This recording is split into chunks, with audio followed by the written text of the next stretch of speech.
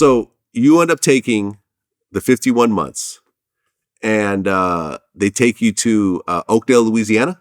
Yeah, El Reno, Oklahoma, then to Oakdale, Louisiana. All right. So you get locked up, but DC is still on fire. Mm. And, I know that you weren't there to actually witness all this stuff, but people that you knew were really going through some really serious issues in the streets. So in 1990, Alpo ends up killing Rich Porter along with Big Head Gary. Mm-hmm. And Big Head Gary is a DC guy, right? Yeah. You knew Gary?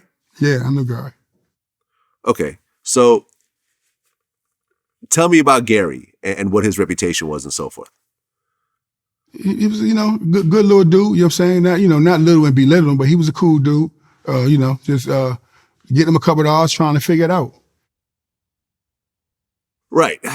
So Alpo, after the murder of Rich Porter, ends up basically running away to DC because Harlem was, basically a mess at this point because of how many people really loved Rich Porter.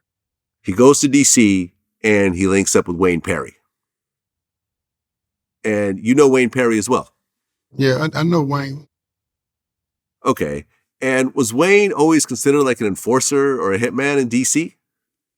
I mean, I just knew, he was one of the guys that's a thorough dude that, did what he had to do. But we have a lot of guys down there like that. So we didn't title guys like that. You know what I'm saying? That's government language. Got it. Well, then in 1991, Alpo has Big Head Gary kill Andre Tank Johnson, who is your man. Yeah, that's my man. You're locked up while this is happening. Yeah. But you hear the news. Yeah. Did you know, when Andre Tank Johnson got killed, did you know in prison that Alpo or Gary were connected to it or no? The streets be talking, so, prison get it sometimes faster than the streets do.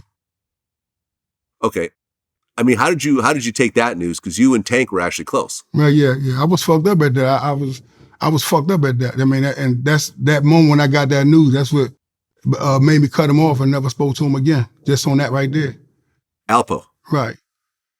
Okay, because were you and Alpo still in contact up to that point?